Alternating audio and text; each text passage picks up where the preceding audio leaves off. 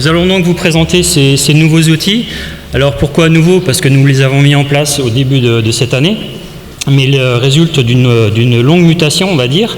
L'objectif est double. D'une part, faciliter la rédaction des modes opératoires par les entreprises, ce qui peut être effectivement plutôt compliqué pour eux. Et puis d'autre part, en faciliter l'analyse par les membres de l'équipe pluridisciplinaire.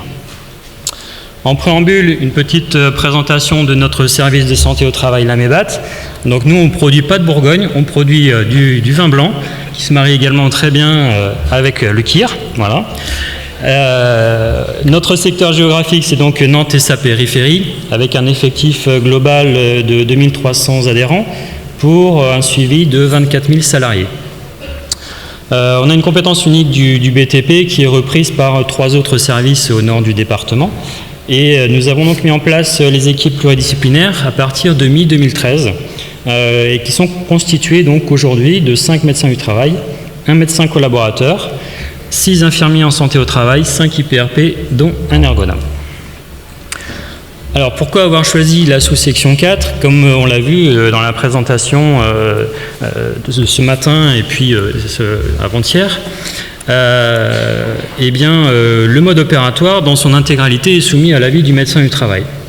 Donc à la lecture des textes réglementaires fondamentaux, je pense notamment au décret du 4 mai 2012 et puis des différents arrêtés d'application, on se rend compte que ces textes présentent une approche essentiellement réglementaire et technique. D'autre part, comme dans beaucoup de services, ça c'est pas une nouveauté, il y a eu une baisse des effectifs des médecins du travail, ce qui a fait qu'ils ont dû se recentrer effectivement vers leur activité médicale. En parallèle, la région des Pays de la Loire, et en particulier la Loire-Atlantique, connaît un développement et une croissance importante, ce qui fait que les bailleurs ont lancé des campagnes de consultation des entreprises dans le cadre des marchés à bon de commande, et de nombreuses entreprises nous ont donc contactés pour avoir des informations sur comment on rédige un mode opératoire et surtout comment on intervient sur un matériau amianté. Donc des entreprises demandeuses et comme on l'a vu également les jours précédents, qui sont tout de même moins encadrées que les entreprises de sous-section 3, qui elles sont obligées d'avoir une certification pour exercer leur activité de retrait ou intervention sur matériaux amiantés. Donc on a commencé début 2014 en parallèle donc avec une formation d'un encadrant technique amiante pour répondre déjà aux questions en interne dans le service et puis aux questions externes. Notre objectif louable de ce début 2014, c'était de pouvoir répondre à tous les modes opératoires soumis par les entreprises. Donc une démarche qui a été initiée, comme je viens de vous le dire, en 2014. On a commencé donc par un état des lieux des supports existants. Notamment, on s'est servi des productions communes de la CARSAT et de la Directe des Pays de la Loire, également des fiches prévention du risque amiante de l'OPP-BTP et puis des publications de l'INRS, ce qui a conduit à la création d'un premier modèle, donc une version 1, et puis de différentes annexes. Donc vous avez à l'écran un exemple qui concerne notamment les protections individuelles, avec une trame de mode opératoire sous format Word, et l'entreprise allait chercher donc les procédures d'habillage ou les listes d'équipements protection individuelle type qui étaient en annexe. L'objectif pour l'entreprise, donc, c'était l'aider à la rédaction, mais aussi à la structuration de sa démarche, à sa logique d'intervention concernant les interventions sur matériaux amiantés, et d'autre part faciliter pour le service l'analyse de ces documents pour peu que toutes les entreprises utilisent ce modèle. Le bilan 2014-2016 avec cette méthode, donc compte tenu de notre moyen de diffusion en interne pour ce premier modèle, nous avons reçu environ 600 modes opératoires qui ont été traités. Avec des retours plutôt chronophages, on dépassait largement les temps de vacation quotidiens sur ces analyses de documents. Chronophage, puisque soit on utilisait le retour, notre modèle en changeant de code couleur pour mettre l'avis ou les commentaires, les renvoyer à l'entreprise, soit on utilisait le modèle de l'entreprise en reprenant exactement la même mise en page. Bilan également, on a pu remarquer qu'il y avait peu, voire pas du tout d'appropriation des différents documents qui étaient mis en annexe et qui, notamment les annexes, étaient remises telles quelles dans le document qui était renvoyé par les entreprises. Et puis enfin, des conseils redondants d'une entreprise à l'autre pour un même mode opératoire, bien entendu, voire en interne pour la même entreprise, toujours les mêmes conseils pour des processus qui différaient très peu. Donc on s'est fait notre propre arrêt de chantier à ce moment-là. Donc mi-2016, on a fait un tour d'horizon des différentes pratiques dans les services de santé, en particulier les services de BTP.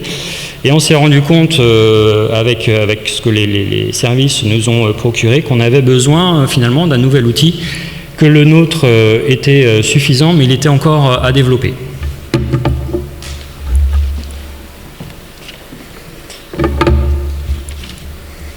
Donc tout ceci nous a amené, fin 2016, à créer ce que nous appelons le PAC Entreprise, avec l'objectif d'aider l'entreprise, mais également de nous aider, nous, services de santé au travail. Pour cela, nous avons souhaité simplifier l'utilisation de la trame de mode opératoire, favoriser également l'appropriation par le rédacteur de l'ensemble des documents et informations que nous pouvions lui transmettre, afin d'éviter les simples copier-coller d'exemples mis bout à bout que nous constations assez fréquemment et qui aboutissaient bien évidemment à des incohérences. Nous avons également voulu réunir, capitaliser dans un seul document à destination de l'entreprise l'ensemble de nos retours d'expérience et de nos commentaires habituellement formulés. Et enfin, le dernier point, c'était de créer un outil de réponse à l'entreprise permettant de guider l'analyse et de gagner en temps de réponse. Donc tout cela, c'est bien évidemment pour gagner du temps en administratif, de façon à le réinvestir sur le terrain en actions concrètes. Donc ce PAC entreprise est composé de 3 outils, une trame de mode opératoire à compléter, une notice d'aide comprenant des fiches mémo et une grille d'analyse qui sert de rendu de l'avis. Ces 3 documents sont écrits en concordance, c'est-à-dire que le déroulé de chacun d'entre eux est strictement le même. Alors tout d'abord, les fiches mémo qui composent donc la notice d'aide couvrent 11 thèmes différents, que ce soit les EPI, la gestion des déchets ou encore les définitions élémentaires. Elles sont toutes construites sur le même modèle. Une introduction, des définitions, quelques commentaires et exemples pour illustrer l'introduction, des bonnes pratiques et retours d'expérience, et enfin des liens bibliographiques pour approfondir le sujet. Les exemples qui ont été utilisés dans ces fiches mémo font appel à différentes situations du BTP, ce qui a pour conséquence d'obliger le rédacteur du mode opératoire de s'approprier la démarche et les différents éléments dans son cas d'intervention. Donc ces fiches mémo, elles ont pour but d'aider le rédacteur dans la construction de ce mode opératoire. Vous voyez ici la même partie qu'on vous a présentée tout à l'heure, mais ce coup-ci en version 2, avec beaucoup de cases à cocher qui reprennent les essentiels réglementaires, des tableaux pré-remplis et un lien en haut à droite en rouge vers la fiche mémo correspondante. En annexe, nous avons également ajouté des exemples de notices de poste, de fiches d'exposition, mais également d'affichage chantier.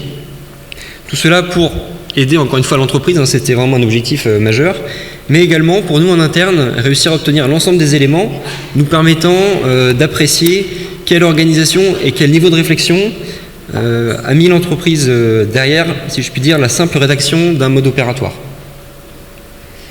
Le troisième et dernier volet de ce PAC, c'est donc le courrier, la grille d'analyse avec le rendu de l'avis.